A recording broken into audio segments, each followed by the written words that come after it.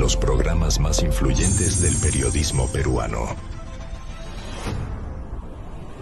Aarón Salomón de Altavoz Tendencias, Rumi Ceballos de Altavoz, el reconocido Augusto Álvarez Rodríguez de A3RNet y ahora también Alberto Bengolea, que se une a Monitor, analizan la actualidad desde canal digital, redes, radio y televisión.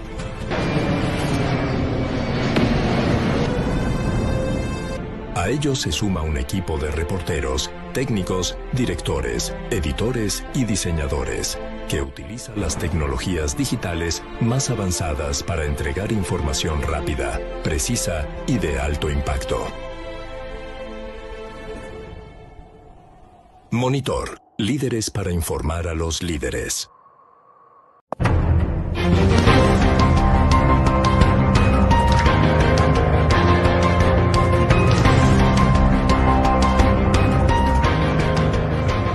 ¿Qué tal, amigos? ¿Cómo están? Bienvenidos a Altavoz Tendencias por Monitor y Tribu Televisión. Ya sabes, estamos en el canal 20 de TET, en el 33 y 733 de Movistar. Como siempre, vamos a iniciar con las 5 de Altavoz, que son las 5 del día. Son las principales noticias que tienes que conocer, leer, para iniciar el día muy bien informado. Y este segmento llega por cortesía, a casa de mi tacita, de Deli Bakery. Qué rico, como el sabor de casa. Lo invitamos a que visite su local favorito de Deli Bakery. No se va a arrepentir de ninguna manera. A ver, comenzamos con la primera noticia. José Gerí sobre reunión clandestina con empresario chino. No hay nada indebido, dijo el jefe de Estado. El presidente José Gerí defendió la reunión no registrada que sostuvo el 26 de diciembre con el empresario chino Xi Guoyang en San Borja y negó que exista algo irregular o indebido y admitió que el encuentro, sin embargo, pudo generar una mala percepción. El mandatario explicó que el encuentro estuvo vinculado con la organización de las actividades por el Día de la Amistad Perú-China, que se celebrará el 1 de febrero en Palacio de Gobierno, aunque es deleznable, lamentable y irreprochable ver al presidente de la República con una capucha y entrando a escondidas a un chifa para reunirse nada menos que con un empresario chino. No tiene sentido que se haya hablado acerca de este Día de la Amistad Perú-China, porque el empresario ha podido acudir a Palacio de Gobierno y no se entiende por qué no se ha transparentado esta reunión. El presidente tiene que dar varias explicaciones, no basta con lo que ha señalado. Vamos con la segunda noticia.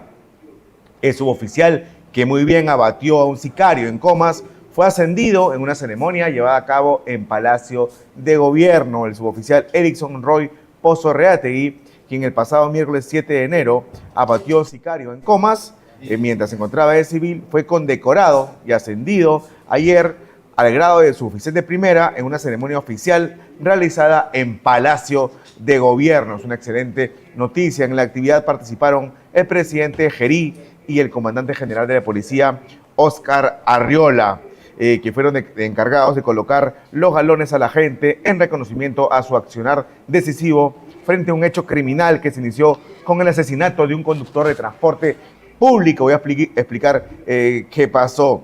El reconocimiento que recibió el suboficial ocurrió tras un operativo en Comas, cuando Erickson Roy Pozo Reategui, quien se encontraba vestido de civil, intervino al presenciar que un delincuente disparó nada menos que contra un chofer de transporte público en plena vía. El efectivo policial inició una persecución inmediata y luego de un intercambio de disparos abatió al sicario, este miserable delincuente, mientras que un segundo sospechoso resultó herido y fue trasladado al hospital de Coyique. Muy bien que se le haya ascendido a este excelente efectivo que acabó con la vida de un desecho humano. Vamos con la siguiente noticia. La Comisión de Ética aprobó iniciar investigación contra Kira Alcaraz por agredir a un fiscalizador del SAT. ¿Qué pasó? A ver, la Comisión de Ética del Parlamento aprobó ayer iniciar una investigación de oficio contra la legisladora Kira Alcaraz tras ser denunciada de agredir a un fiscalizador del SAT. Como se recuerda, el último domingo, el dominical Cuarto Poder difundió un video que muestra a Alcaraz agrediendo al trabajador público. Hace una semana, el SAT, el Servicio de Administración Tributaria, denunció ante la Policía Nacional a la parlamentaria por agredir a uno de sus fiscalizadores durante un operativo de control vehicular en las inmediaciones del puente Atocongo en San Juan de Miraflores. El presidente de dicho grupo de trabajo estimó que de iniciarse las pesquisas podría plantearse una sanción en febrero. Previamente, la Comisión de Ética rechazó un pedido para reconsiderar la decisión tomada en diciembre para denunciar de oficio a Kira Alcaraz, esta joyita, por amenazar a la periodista Maricielo del Castillo de Willax, quien abordó a los exteriores del Congreso para consultarle sobre supuestas irregularidades en la contratación de la pareja de su hijo en su despacho. ¿Qué fue lo que dijo en ese momento Alcaraz?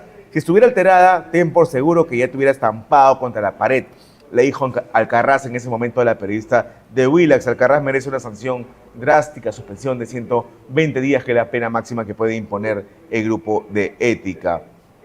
Vamos ahora con la cuarta noticia. Rafael Vela y José Domingo Pérez conceden apelación al archivo de investigación contra fiscales y Gustavo Gorriti. La investigación que involucra a los fiscales del equipo especial de Lavajato, este extinto equipo Lavajato, Rafael Vela y Domingo Pérez, así como al periodista Gustavo Gorriti de la ONG IDL, tomó un nuevo giro este inicio del 2026. Mediante una exposición emitida el 7 de enero, el fiscal adjunto supremo Eduard Cascaverde Trujillo concedió los recursos de elevación de actuados. Esto ocurre luego de que en diciembre pasado se intentara archivar el caso, decisión que fue impugnada bajo el principio de pluralidad de instancia y el derecho a la doble instancia. Todo este caso tiene que ver con lo develado por Jaime Villanueva, el ex asesor de Patricia Benavides, quien evidenció el poder que ejercía Gustavo Gorriti en este extinto equipo especial Lavajato y las corruptelas, presuntas corruptelas, actos irregulares cometidos por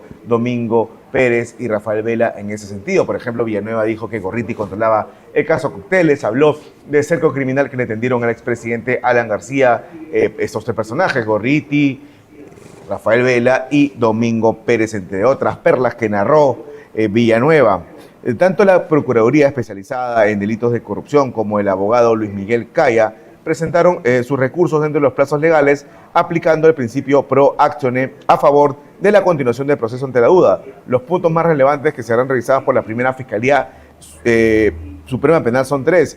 Hecho 3, caso Jurado Nacional de Elecciones, se investigarán presuntas irregularidades vinculadas al ente electoral. Hecho 4, caso de intervención a favor de Dina Boluarte, se revisarán los indicios sobre una supuesta mediación ilegal en beneficio de la hoy vacada mandataria y delitos en cuestión.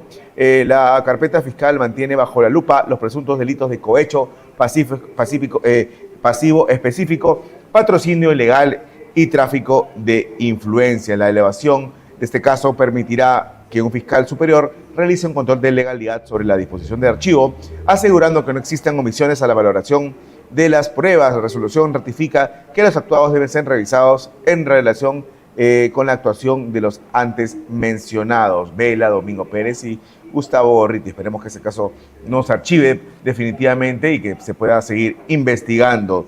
Y vamos con la quinta noticia, que es la noticia positiva del día. Y la noticia positiva llega gracias a Rocker, ya sabe, especialistas en bioseguridad.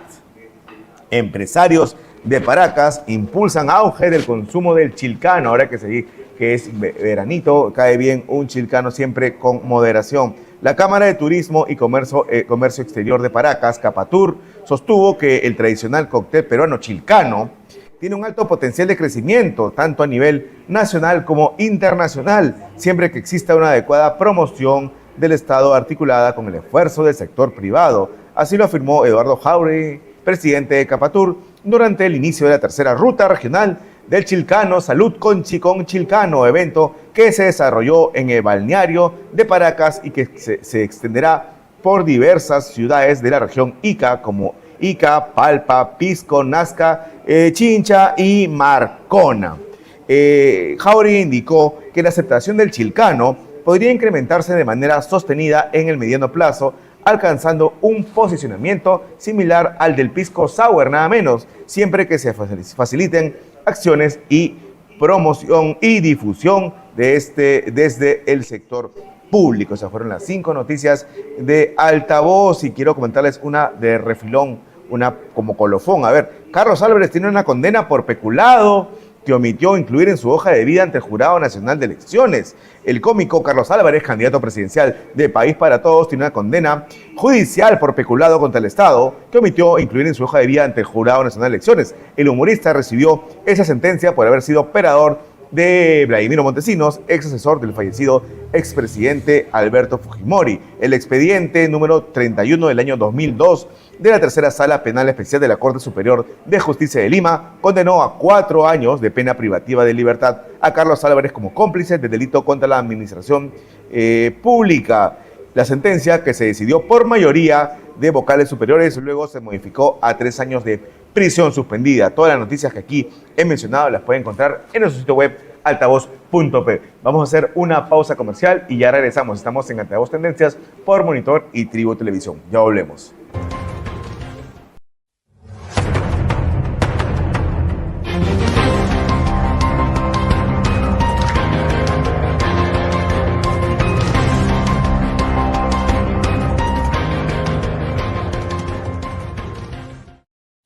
Monitor, la multiplataforma donde convergen las voces y los programas más influyentes del periodismo peruano.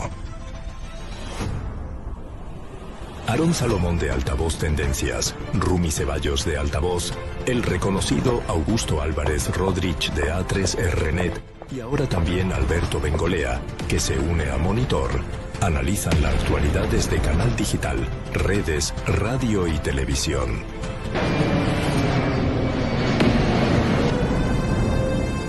A ellos se suma un equipo de reporteros, técnicos, directores, editores y diseñadores, que utiliza las tecnologías digitales más avanzadas para entregar información rápida, precisa y de alto impacto. Monitor, líderes para informar a los líderes. Monitor, la multiplataforma donde convergen las voces y los programas más influyentes del periodismo peruano.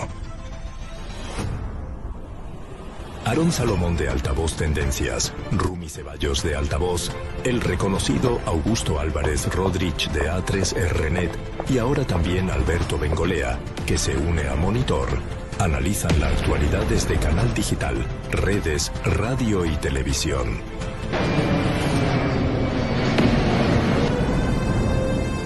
A ellos se suma un equipo de reporteros, técnicos, directores, editores y diseñadores, que utiliza las tecnologías digitales más avanzadas para entregar información rápida, precisa y de alto impacto. Monitor, líderes para informar a los líderes.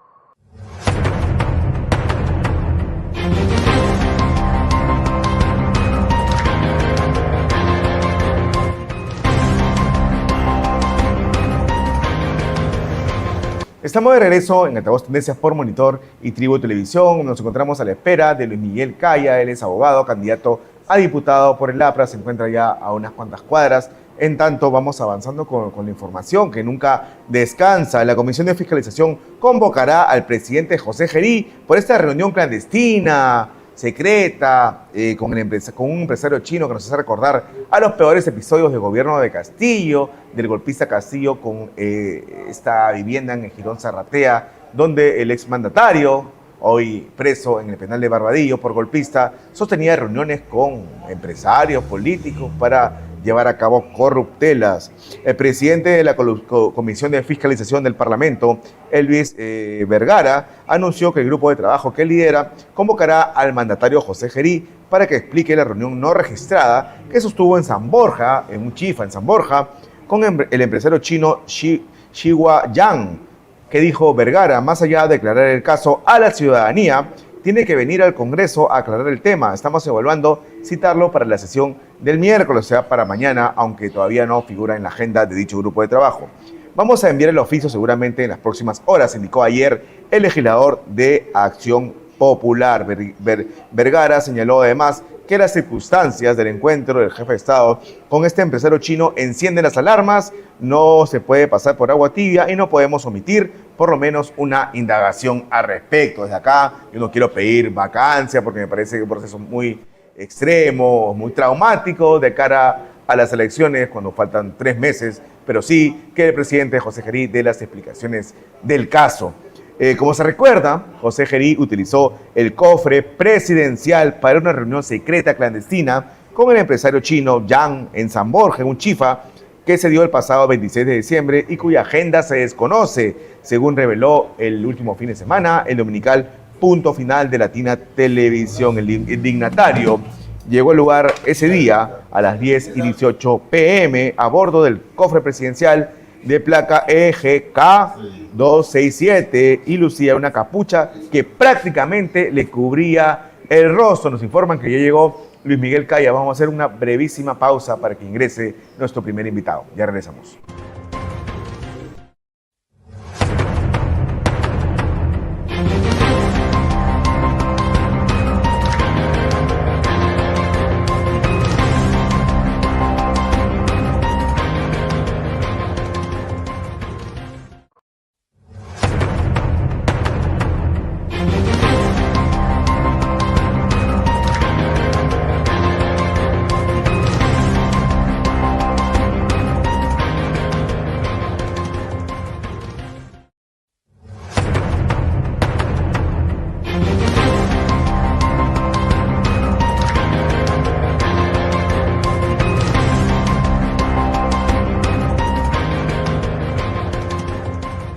Digital, redes, radio y televisión.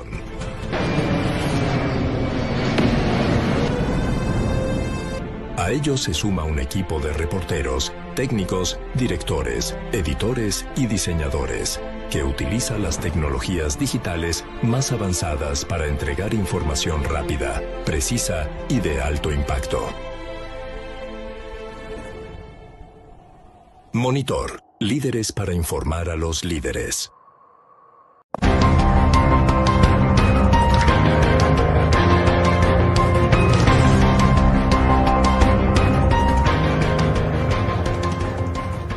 Estamos de regreso en Altavoz Tendencias por Monitor y Tribu Televisión. Ya tenemos en el set a Luis Miguel Calla, es abogado y candidato a diputado por el LAPRA. Pero el tema que nos compete acá, más allá de la candidatura, es que han concedido la apelación al archivo, está inaceptable el archivo, de la investigación contra los fiscales Domingo Pérez, Rafael Vela y el periodista Gustavo Gorriti tras las declaraciones de Jaime Villanueva. ¿Qué va a pasar ahora con esta apelación? Sí, Aarón, muchas gracias.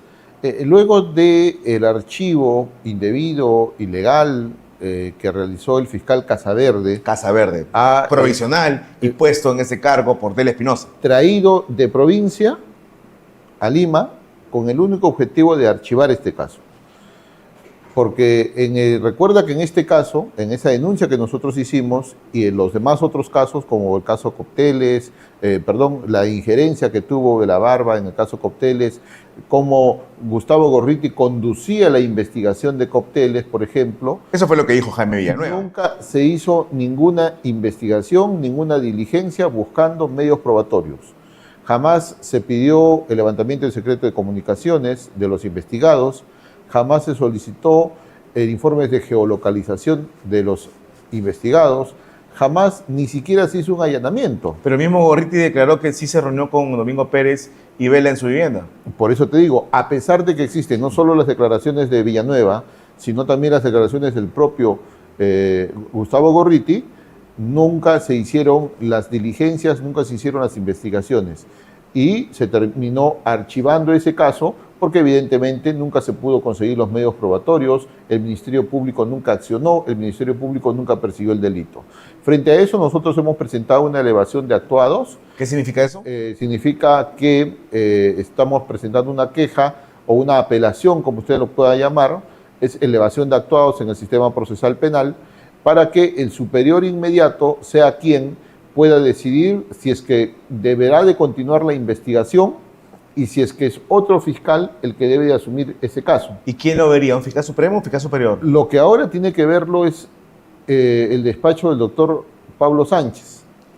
Y ahí es donde nosotros también estamos solicitando que el fiscal Pablo Sánchez, fiscal supremo, se pueda inhibir de conocer el caso, Tendría que porque hacerlo, ¿no? sabemos la amistad Con que Gorriti. existe con Gustavo Gorriti Y con los fiscales y del con Rafael extinto Vela equipo Lavajato, y ¿no? con José Domingo Pérez. Pero más allá de ellos, sabemos de que Gustavo Gorriti es quien le enmienda la plana a Pablo Sánchez.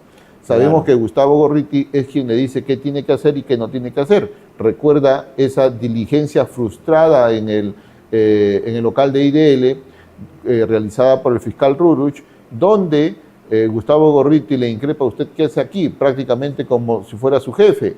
Y luego hace una llamada telefónica al fiscal de la Nación, justamente a Pablo Sánchez, para solicitarle y requerirle de que se suspenda esa diligencia. Inmediatamente Pablo Sánchez se comunica con el fiscal a cargo de la diligencia y le dice: suspenda usted esa diligencia, usted no tiene por qué estar allí. Así es. Pablo Sánchez amenaza a Rurush con que suspenda la de diligencia o de lo contrario se iba a tener a las consecuencias. Por ese motivo y otros más es que consideramos de que Pablo Sánchez no puede conocer el caso, tiene No debería. tiene intereses conocidos a favor de Gustavo Gorriti, Belabarro y José Domingo Pérez, y estamos pidiendo su inhibición. En unos momentos más estamos presentando el documento formal. ¿Y cuándo sabrán si acatan o no su pedido de inhibición? Debe ser en el transcurso de las próximas 48 horas.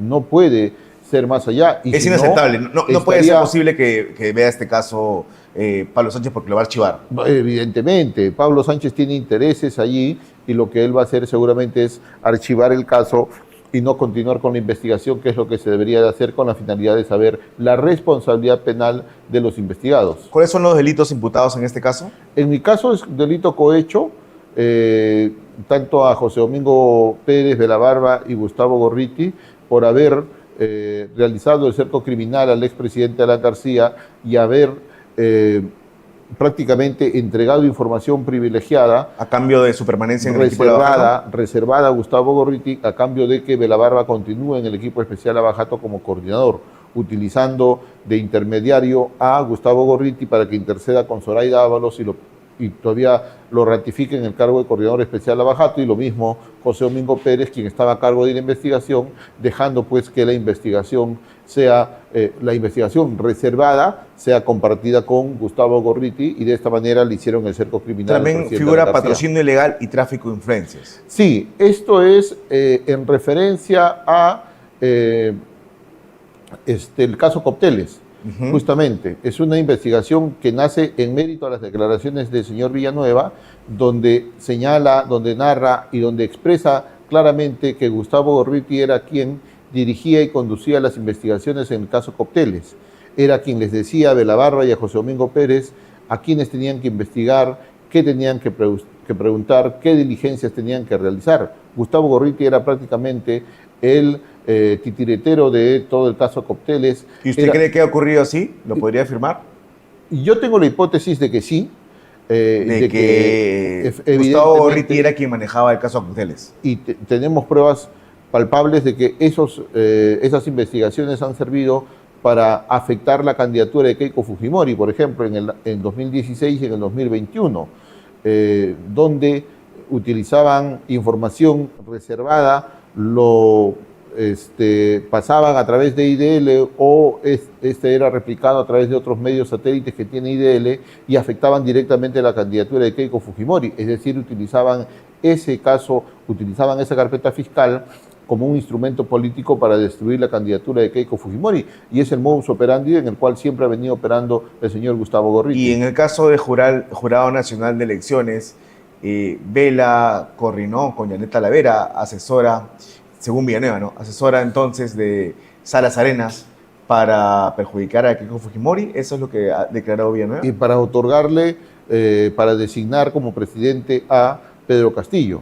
Sí, pues. Eso es lo que justamente ha señalado el señor Villanueva y lo que nunca se ha querido investigar. Se tiene el equipo informático de Yanet Talavera, nunca se ha aperturado, nunca se han transcrito los WhatsApp, nunca se han transcrito todos los demás medios probatorios que existen dentro de ese equipo celular, y es una situación que nunca ¿Por qué lo no ha se ha querido accedido? hacer. ¿Por qué no se ha abierto el celular de Yanet Talavera? Esto hay que preguntarle al fiscal Casaverde, ¿Nunca hizo ese que ha requerimiento? estado a cargo de esa investigación, nunca ha querido hacer esa investigación o esas diligencias.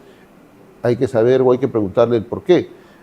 te vuelvo a decir, mi criterio es que este fiscal ha sido traído desde el interior del país como fiscal provisional en este despacho fiscal con la finalidad solamente de no realizar ninguna diligencia, de archivar el caso en su momento, y es lo que ha ocurrido. Se archivó el caso porque no había ningún medio probatorio luego de las declaraciones del señor Villanueva. Es más, nunca se llamó a declarar, por ejemplo, a Rafael Vela, nunca se llamó a declarar a José Domingo Pérez, jamás declaró el señor Gustavo Gorriti. Es más, cuando el señor Gustavo Gorriti tenía que acudir a las instalaciones del Ministerio Público, sorprendentemente se enfermaba, ¿no? Y al día siguiente usted lo miraba tomando café en un restaurante. Lo mismo que pasó con el Congreso, nunca quiso ir. Es que cuando usted tiene el poder, el control de una entidad fiscalizadora, sancionadora, como es el Ministerio Público, evidentemente usted puede hacer lo que le dé la gana. Y parece que eso es lo que hace Gustavo Gorriti, o lo que hacía Gustavo Gorriti con el Ministerio Público. Esperemos que ahora se reabra o se reaperture nuevamente esta investigación, continúe con la investigación y ahora sí se puedan realizar las diligencias que tanto se necesitan con la finalidad de recabar los medios probatorios para incriminar a los investigadores. Pero reiteramos, no puede ser que Pablo Sánchez vea el caso, ¿no? Si no lo va a archivar. No, definitivamente, por eso es de que estamos pidiendo de que esto pase a otro fiscal supremo con la finalidad de que se pueda transparentar, de que la calificación tenga objetividad, pero sobre todo sea transparente en cuanto a lo que se necesita dentro de esta investigación. De acuerdo, recientemente el Jurado Electoral Especial de Lima Centro 2, como ya lo habíamos conversado y como era de esperarse, declaró inadmisible la candidatura al Senado de Mario Vizcarra por tener una condena por peculado. Sí, afortunadamente hay dos casos que está teniendo Mario Vizcarra. La primera es la candidatura presidencial, donde nosotros hemos presentado una tacha, la cual fue admitida y fue declarada procedente e improcedente la candidatura de Mario Vizcarra Cornejo a la plancha presidencial. Entiendo que esto ha sido apelado por la defensa del señor Mario Vizcarra Cornejo. Nosotros nos hemos apersonado frente a esta apelación, hemos ratificado en todos los extremos los motivos de nuestra tacha y además hemos solicitado participar dentro de la audiencia que tiene que desarrollarse este jueves. Ya hemos sido notificados, Aarón, ante el Pleno de Jurado Nacional de Elecciones. Este jueves existe ya la programación de la audiencia del Pleno del Jurado Nacional de Elecciones desde las 9 de la mañana, donde se va a oralizar la apelación del señor Mario Enrique Vizcarra Cornejo, y horas después de esta oralización el Jurado Nacional de Elecciones deberá de emitir un pronunciamiento. ¿El mismo día, el mismo jueves? Está siendo célere el Pleno del Jurado Nacional de Elecciones. En algunos casos, en la mañana son las audiencias y en la tarde ya está dando a conocer la decisión y la resolución la está emitiendo al día siguiente. Pero este es por la candidatura presidencial. Este es por la candidatura presidencial.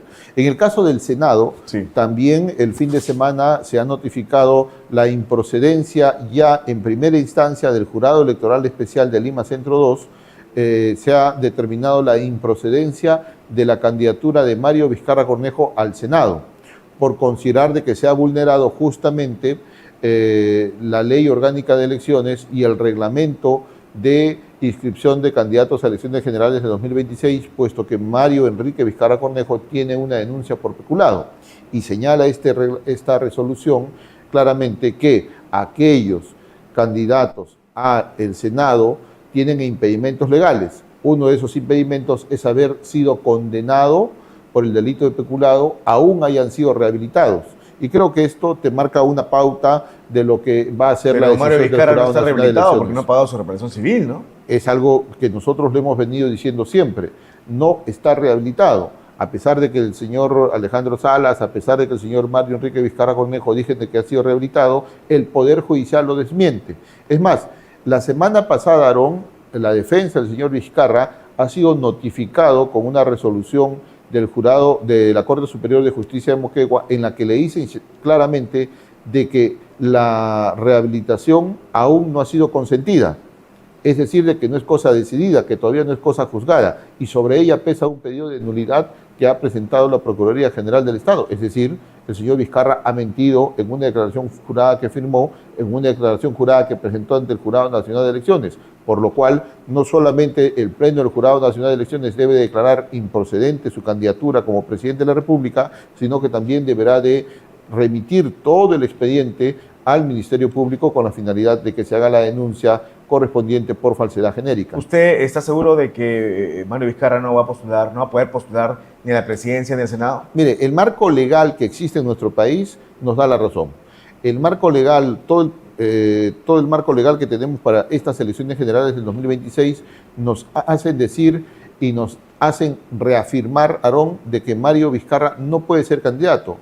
El artículo 107, numeral J de la Ley Orgánica de Elecciones se encuentra plenamente vigente. No ha sido declarado inconstitucional ni mucho menos derogado. Existen acciones de amparo que han favorecido, ¿no? a personas o a ex candidatos del año 2021, pero estas acciones de amparo, estas resoluciones del Tribunal Constitucional solamente favorecen a las personas no son vinculantes, que acudieron ante el TC, no son extensivas a otros candidatos, y eso tiene que tomar en cuenta el Jurado Nacional de Elecciones. Si quisiera ir a Mario Vizcarra al TC no hay tiempo, ¿no? Él puede hacer su procedimiento, es decir, el procedimiento normal es que el Pleno del Jurado Nacional de Elecciones declare improcedente su candidatura, él vaya a la vía judicial, luego al Tribunal Constitucional con una acción de amparo, y mientras eso habrán pasado 2 o 3 años y no podrá retrotraer el tiempo y podrá ser seguramente candidato para las próximas elecciones generales del 2031 si es que el vizcarrismo todavía sigue vivo. Sí, me faltó hacerle una pregunta en cuanto a Gustavo Gorriti. ¿Usted cree que acabe preso?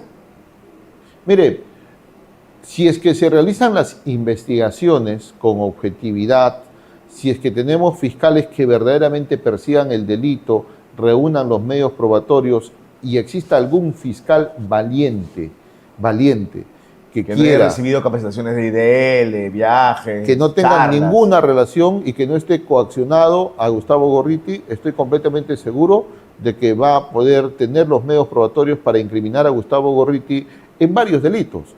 El principal de ellos, según la hipótesis que yo manejo, es el haber siempre protegido a la empresa corrupta Odebrecht. Gustavo Gorriti para mí es el satélite en el Perú de la empresa corrupta Odebrecht, que ha permitido que todo este tiempo Odebrecht quede impune, que todo este tiempo Odebrecht se burle del país y que Odebrecht tenga ese acuerdo que favorece a él, favorece sus intereses jurídicos y comerciales. Y detrás de todo esto ha estado Gustavo Gorriti. ¿Pero a cambio de que usted cree que Odebrecht le ha pagado a Gorriti? A ver, Odebrecht sobornó a autoridades subnacionales, funcionarios, presidentes de la República. Seguramente también habrá sobornado a fiscales. No pudo haber entregado algo de dinero ahí tranquilamente, ¿no? A una ONG que nunca ha transparentado sus aportes extranjeros. Yo creo que sí, ¿no? Entonces, creo que no hay que tener 2 dedos de frente para poder determinar de que efectivamente Gustavo Gorriti o IDL ha sido favorecido en algún momento con el dinero mal habido de Odebrecht.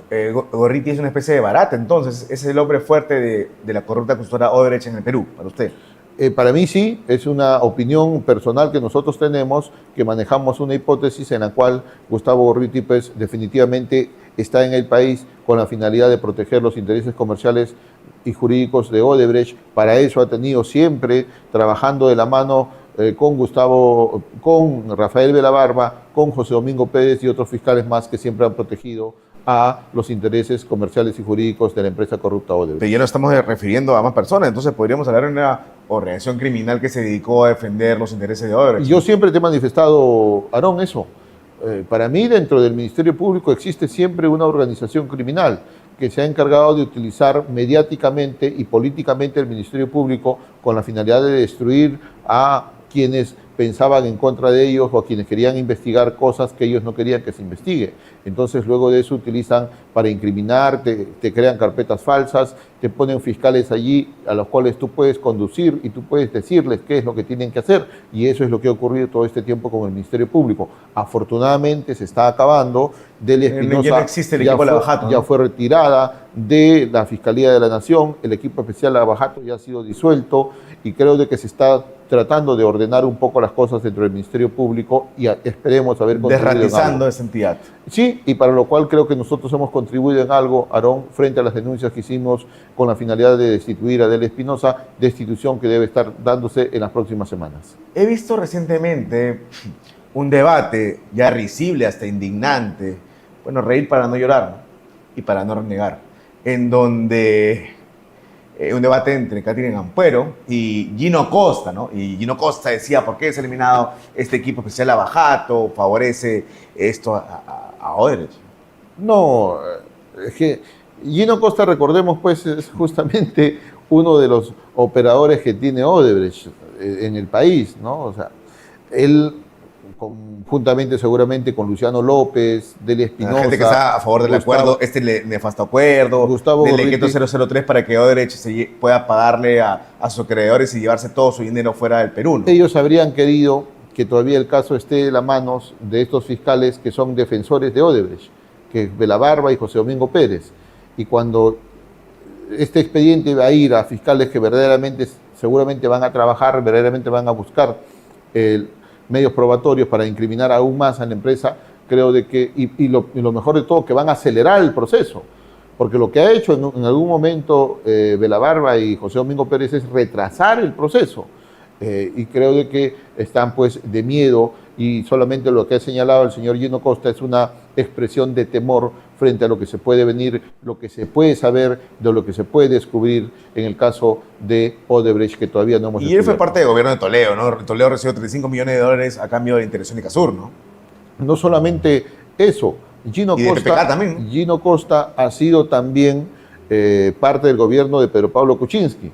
O sea, siempre ha estado ligado con actos de corrupción, siempre ha estado ligado con presidentes corruptos, con presidentes que recibieron coimas. Involucrados en el caso de Odebrecht, el caso de Lavajato. Entonces usted tiene ahí de que el señor Gino Costa tiene pues intereses más que comunes con quienes están siendo investigados con los nexos con esta empresa Odebrecht, que coimió a presidentes, funcionarios y autoridades subnacionales de nuestro país. Ha salido una información en la víspera en Willax, en el programa Veto a Saber, donde señala que Carlos Álvarez tiene una condena por peculado también, está de moda este delito, que omitió incluir en su hoja de vida ante el Jurado Nacional de Elecciones. ¿Podría dejarlo fuera esto de la contienda electoral? Mire, no conozco bien el caso, pero yo sí te puedo decir, Aarón, de que la Ley Orgánica de Elecciones y el Reglamento de Inscripción de Candidatos a Elecciones Generales del 2026 establece las causales de exclusión,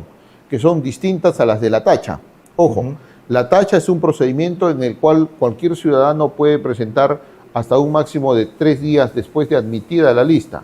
O sea, el cuarto día de admitida a la lista usted ya no puede presentar ninguna tacha, ¿correcto? Pero la exclusión está señalada en otro cápite, en otro artículo, y señala claramente que se puede realizar inclusive faltando un día para la elección, hasta el 11 de febrero del 2026, perdón, 11 de abril del 2026. Y en el caso principal o específico del señor Carlos Álvarez, haber omitido indicar una sentencia. Si es que el señor Carlos Álvarez tiene una sentencia, la cual está debidamente consentida y ejecutoriada, y no la ha señalado en su declaración de hoja de vida, es una causal de que sea excluido del proceso. Sí.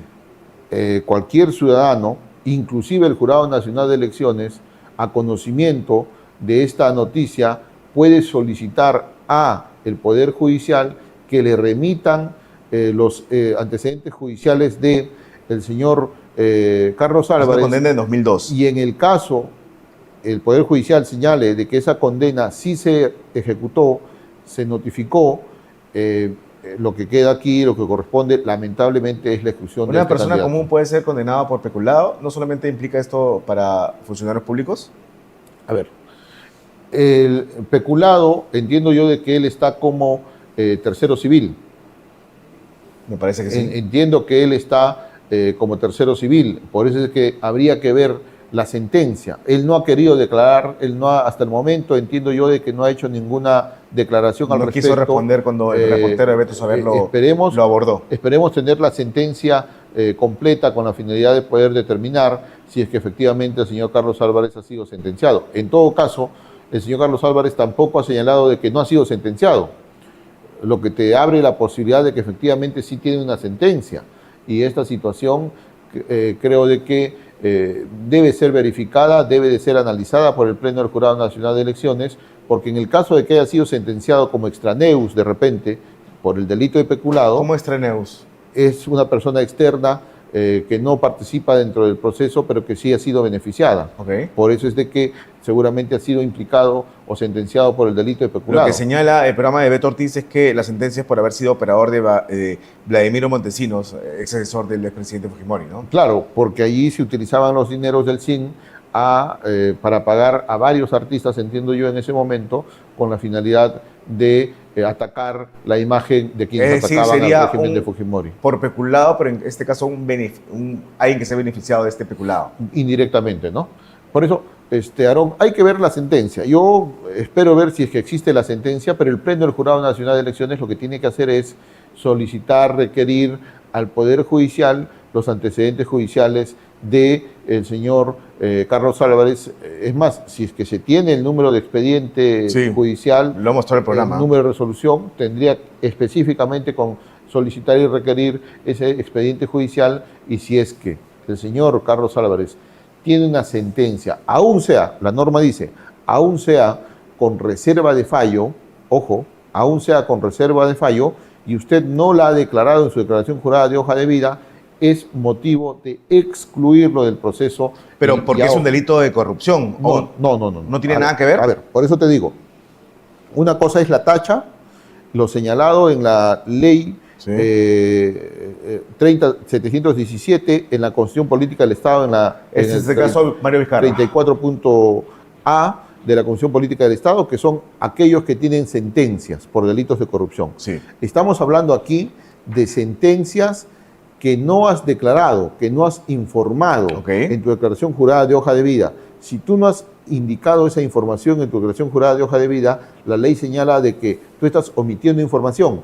Y la omisión de información respecto a sentencias, te vuelvo a decir, aún sean con reserva de fallo, declaran la exclusión del candidato por no omitir información, por omitir información. Nacional de Elecciones. Ajá. Y ese mismo caso entonces de Alfonso López Chao, que estuvo preso en el penal de Lurigancho por robo y asalto. La diferencia de López Chao es de que nunca tuvo una sentencia, o al menos hasta el momento no se da la sentencia. Lo único que tenemos es un parte policial de una detención. Y luego una amnistía.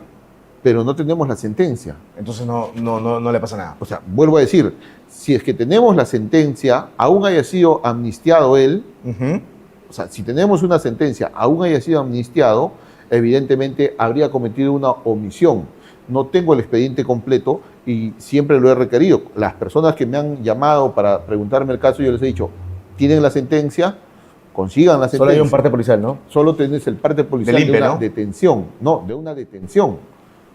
Pero no hay más, por eso te digo, lo que se tiene que tener es la sentencia. Pero más allá, el Pleno del Jurado Nacional de Elecciones ha firmado un convenio con el Poder Judicial y el Poder Judicial le ha abierto todo el sistema, todo su archivo.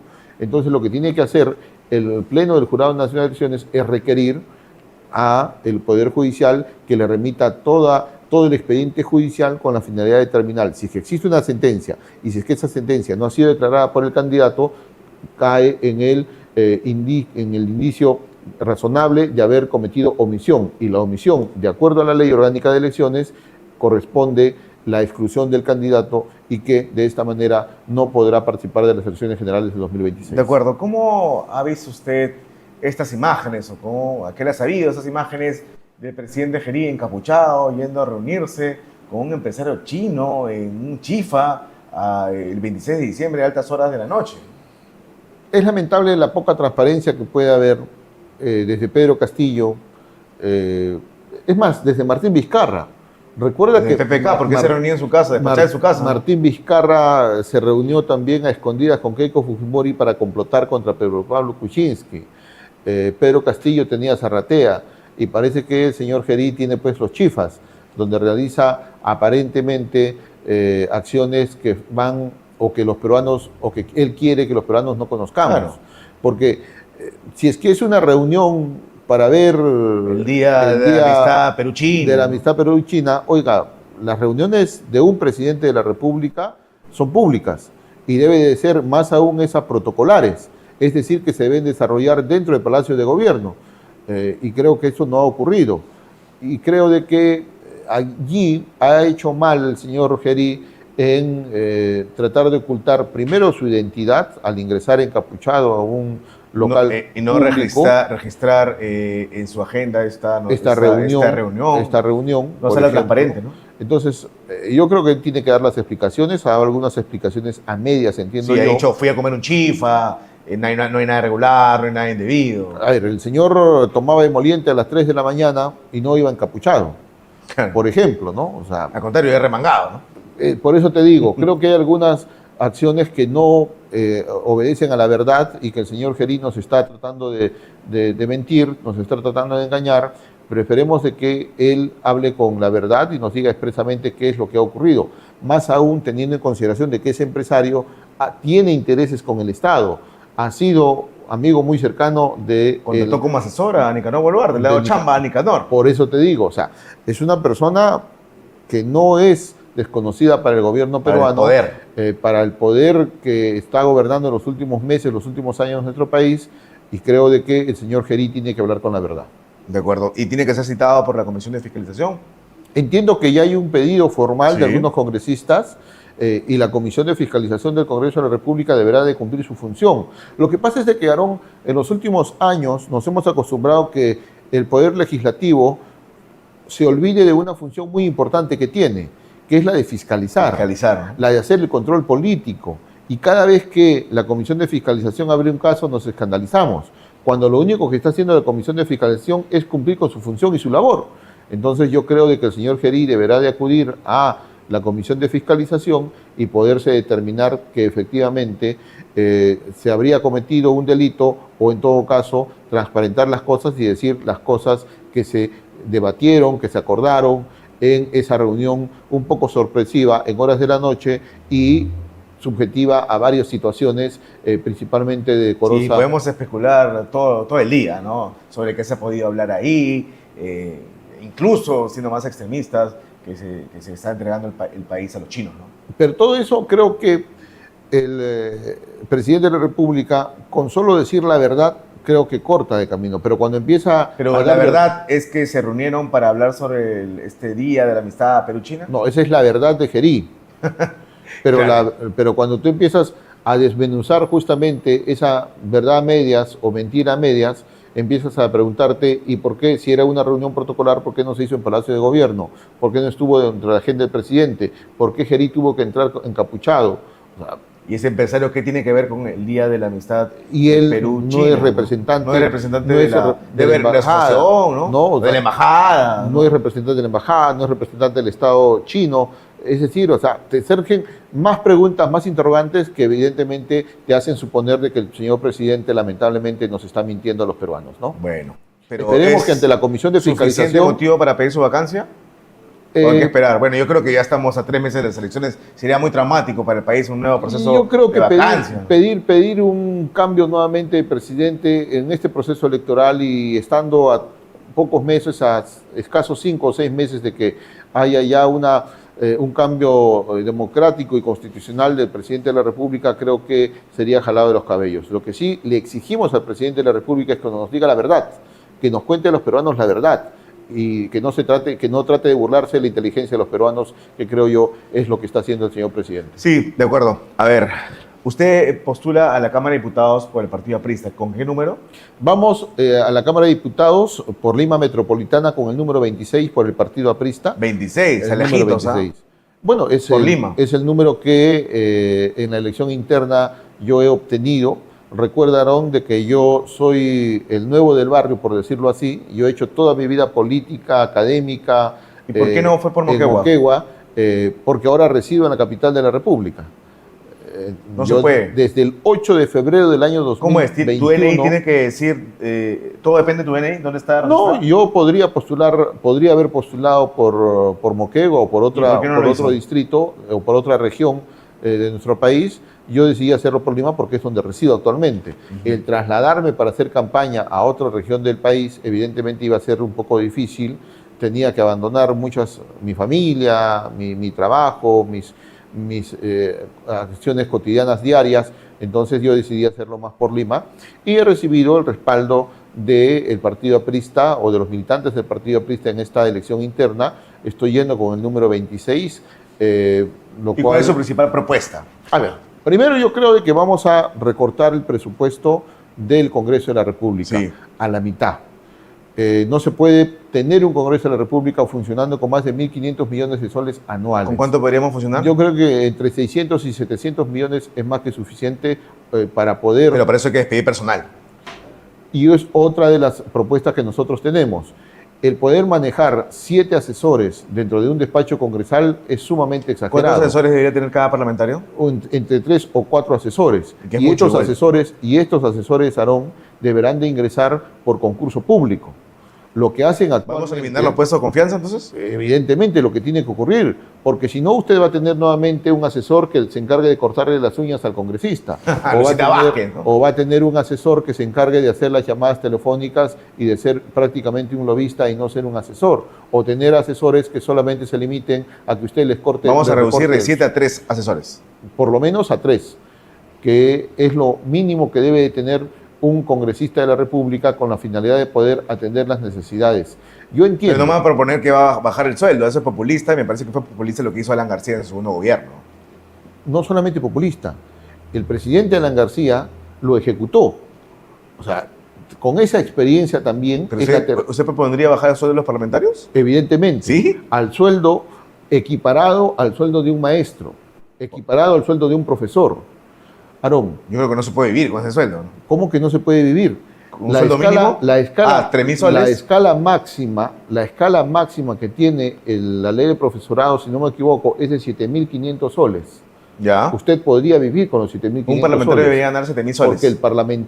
Porque el parlamentario, Aarón, prácticamente, tú sabes, dentro del Congreso tiene algunas joyerías adicionales. Yo si le eliminaría semana de representación no le pagaría nada por eso. Eso sí, por ejemplo, tienes allí gastos que creo yo son lujosos para la representación parlamentaria, que deben de ser eliminados. El caso de la representación parlamentaria, yo no concibo, yo escuchaba a un parlamentario decir de que cuando iba a provincias, dice que tenía que pagarle a los policías que lo están a Valer, si no me equivoco, que fue el señor Valer, el congresista Valer, que dijo que cuando va a su representación parlamentaria, él tiene que pagar su movilidad, él tiene que pagar la camioneta, él tiene que poner la gasolina. Pregunto, ese alquiler de camioneta, ese combustible que ha comprado, ¿lo ha acreditado en su informe final? Es decir, ¿ha presentado las facturas? No lo hace. Entonces, estamos hablando de 15.000 soles, bajaríamos a la mitad, 7.500. 7.500 que, como te digo, estamos nivelando la escala de un maestro, la escala más alta que puede ganar un maestro. Pero hoy no ahuyentas a buenos profesionales, a buenos políticos que quieran dejar la esfera privada para meterse en el mundo público. Lo que ahuyentas es a los oportunistas, también, aquellos que llegan al Congreso solamente para tener el poder con la finalidad de poder utilizar ese poder de manera personal o de manera familiar, en el entorno familiar. Y lo que va a tener usted va a ser políticos que verdaderamente amen a su patria, que verdaderamente amen ser congresistas y que verdaderamente estén entregados al pueblo peruano. No más bonos navideños, tarjetas, esas gollerías. Oiga, que se equipare todo a los trabajadores del Estado. Un trabajador del Estado recibe por Navidad, por 28 de julio, entre 300 y 400 soles. Así es, sí. Lo mismo deberá de recibir los congresistas de la República. ¿Por qué? ¿Qué diferencia hay entre uno y otro trabajo, entre una y otra función? Entonces, yo creo de que los peruanos somos iguales ante la ley. Así está señalado en la Constitución Política del Estado. ¿Y por qué hacemos estas diferencias abismales, Aarón? Eso tiene que acabarse. Y no es populismo, lo vuelvo a decir. El APRA, nosotros venimos de un histórico partido en el cual Víctor Raúl Haya La Torre cobró un sol, porque estaba obligado a cobrar una remuneración cuando fue constituyente. Alan García, cuando llegó en su segundo gobierno, inmediatamente redujo el sueldo del presidente y el sueldo también de los ministros de Estado. Entonces, con ese ejemplo, nosotros evidentemente estamos proponiendo Y también, también propone reducción reducir de el sueldo costos. del presidente porque ahora Dina Boluarte lo subió a 35.000 soles, ¿no? Mire, eso es algo que se tiene que evaluar. Yo siempre he estado en contra de ese aumento desmedido, inclusive lo hacen todavía pensionable. Pero igual no tiene sentido que los ministros ganen más que el presidente, tampoco, ¿no?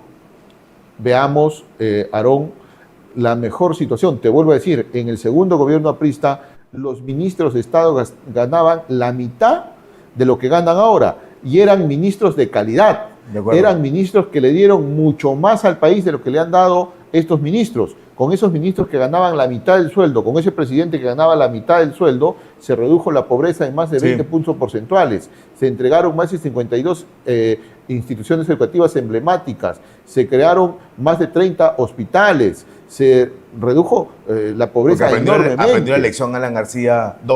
Pero por eso te digo, En la derecha está la solución. no depende, estimado Aarón, no depende de cuánto gane un ministro, depende de que las autoridades quieran trabajar por amor al Perú, y eso es lo que queremos hacer nosotros de Hay llegar algo al Parlamento que nunca le he Nacional. preguntado. ¿Está usted a favor o en contra de salir del sistema interamericano de derechos humanos? Estoy completamente a favor. Muy bien. Sí. Debemos de salir del sistema interamericano de derechos humanos porque hoy la Corte Interamericana de Derechos Humanos se ha convertido en un refugio de delincuentes. El Estado nunca gana, ¿no? Siempre pierde frente a los delincuentes. Por eso, y aquí ya creo de que es momento de que el Estado peruano salga de este sistema, porque evidentemente solamente lo que hace es favorecer a los delincuentes, a quienes dañan a una patria, a quienes dañan al país, y eso no lo podemos permitir. ¿Y está a favor de la unión civil?